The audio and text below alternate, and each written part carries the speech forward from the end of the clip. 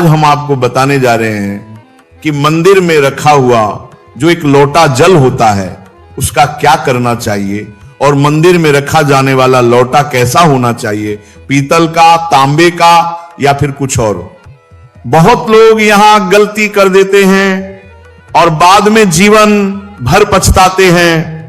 महाराज ऐसी भूलें कभी मत करना, नहीं तो धन, सुख, शांति सब खिसक जाती है, घर कंगाल हो जाता है, परिवार बिखर जाता है। कुछ लोग दीपक रखने में गलती करते हैं। किस धातु का दीपक घर में रखना चाहिए? तांबे का, लोहे का, पीतल का, कांसे का, स्टील का या मिट्टी का? बहुतों ने मुझसे पूछा कि दीपक की बाती कच्चे कलावे से बनाएं या रुई से, और क्या हाथ में बांधने वाले सूती कलावे से दीपक बनाना शुभ होता है या अशुभ? महाराज कुछ लोग यहां पर ऐसी भयंकर गलती कर बैठते हैं कि उनके जीवन में पितृदोष, शनि दोष, कालसर्प दोष, यहां तक कि भारी भरकम गरीबी तक लग जाती है।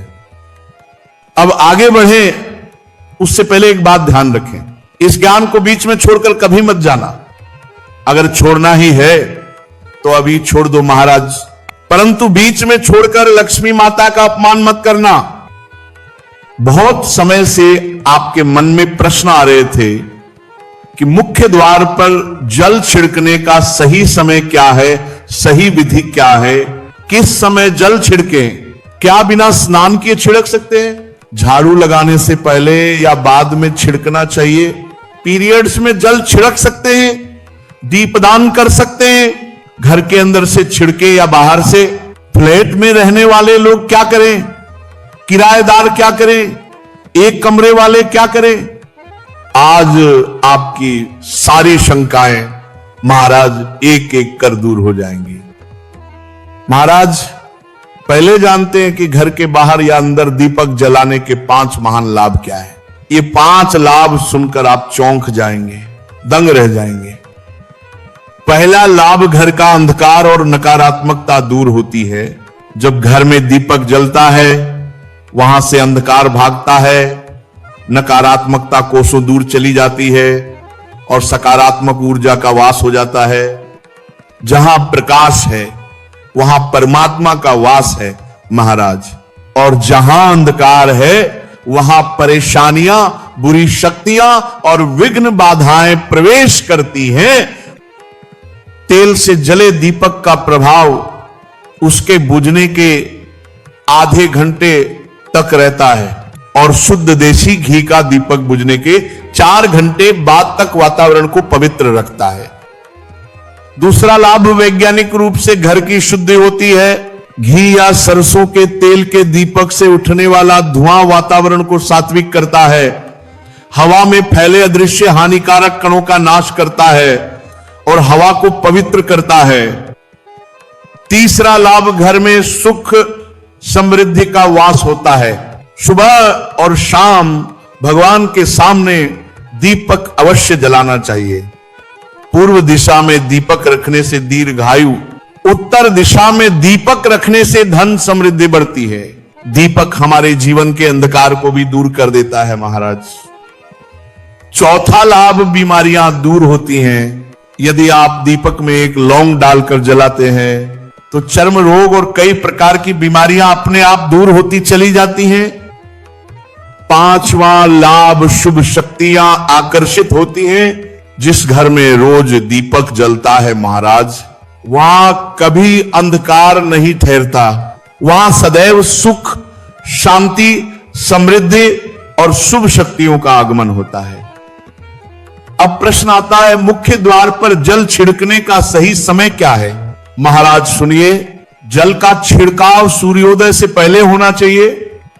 रात को सोने से पहले रसोई में एक पात्र में जल भरकर रख दीजिए। तांबे का हो तो उत्तम, पीतल चलेगा, स्टील भी चलेगा। गंगा जल हो तो डाल दें, न हो तो केवल शुद्ध जल भी पर्याप्त है। सुबह उठकर सबसे पहले हथेली का दर्शन कीजिए, फिर माता पृथ्वी को प्रणाम कीजिए, फिर दाहिना पैर भूमि पर रखें और फिर रसोई में जाकर जल उठाएं। इसके बाद मुख्य द्वार खोलकर जल छिड़क दें। माता लक्ष्मी का ध्यान करें। हे माता, मेरे घर में प्रवेश करे, मेरे घर को समृद्ध करे और अपने पितरों को नमन करें, क्योंकि दहलीज पर ही पितरों का वास माना गया है। अब एक बड़ा प्रश्न, क्या जल छिड़कने के लिए स्नान आवश्यक है? नहीं महाराज, यह उपाय स्नान से पहले ही किया जाता है, उठकर तुरंत करना है बिना स्नान किए। झाड़ू लगाने का प्रश्न, झाड़ू के बाद नहीं, जल छिड़कने के बाद झाड़ू लगाते हैं। अब बात पीरियड्स में क्या किया जा सकता है? महाराज, जल छिड़कना पीरियड्स में भी कर सकती हैं, परंतु दीपदान नहीं। दीपदान शुद्धि के बाद ही किया जाता है। फ्लैट में रहने वाले क्या करें? किराएदार क्या करें? एक कमरे वाले क्या करें? महाराज, जहां आपकी नेम प्लेट है वही आपका मुख्य द्वार है, उसी पर जल छिड़केंगे, वहीं दीपदान करेंगे। अब मंदिर में रखे जल की बात, मंदिर में रखा जल बहुत पवित्र होता है। मंत्र, जप, भक्ति, प्रण, प्रार्थना, सबकी ऊर्जा उस जल में समाहित हो जाती। इसीलिए सुबह की पूजा में एक लोटा जल अवश्य रखा जाता है। ये जल अगले दिन पूरे घर में छिड़के, रोगी को दवा इसी जल से दे। परिवार के सभी सदस्य थोड़ा थोड़ा पी सकते हैं। व्यापार स्थल पर छिड़के, तिजोरी पर छिड़के, बच्चों की किताबों पर छिड़के, और यदि भोजन सात्विक है तो रसोई में इस जल का उपयोग कर सकते हैं। लेकिन ये जल कभी भी तुलसी में अर्पित नहीं करना चाहिए, क्योंकि ये देवी देवताओं द्वारा ग्रहण किया गया जल होता है।